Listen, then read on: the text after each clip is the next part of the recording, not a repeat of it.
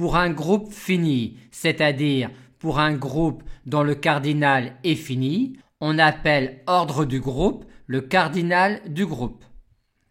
Et on va ici démontrer le théorème de Lagrange qui dit que quand G est un groupe fini et que H est un sous-groupe de G, l'ordre de H divise l'ordre de G, à savoir que le cardinal de H divise le cardinal de G. On a ici représenté symboliquement G et H. Si H est égal à G, c'est terminé. Sinon, il existe un élément de G qui n'appartient pas à H. Or, étant donné un élément A quelconque de G, l'application de G dans G qui a X associé à X est injective. En effet, AX1 égale AX2 implique bien que X1 égale X2 par simplification par A, vu que tout élément d'un groupe est inversible. Cette application-là étant injective, si on l'applique pour A égale A1 à l'ensemble H, on obtient un ensemble A1H qui sera donc de même cardinal que H.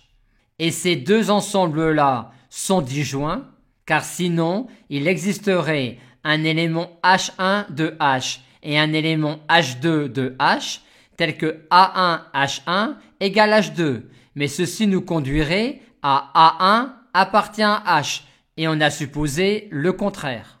Ces deux ensembles-là sont donc disjoints, et leur réunion forme un ensemble de cardinal deux fois celui de H.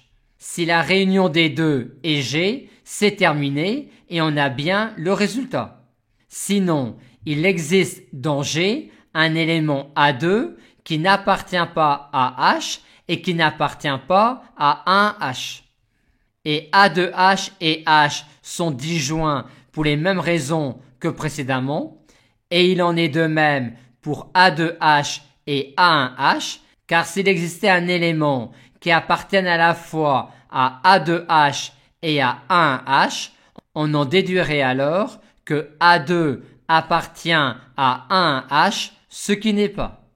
On a donc ici trois ensembles qui ont tous même cardinal, à savoir le cardinal de H, et si la réunion des trois forme G, c'est terminé, et on a bien le résultat.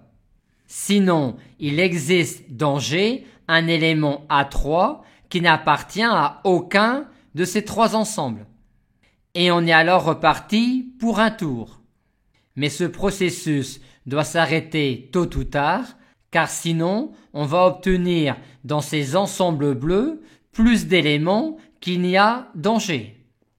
On en conclut par conséquent que tôt ou tard le processus va s'arrêter et on aura alors l'ensemble G qui va s'écrire comme réunion disjointe d'ensembles qui ont tous pour cardinal le cardinal de H, ce qui démontre bien que le cardinal de H divisera le cardinal de G.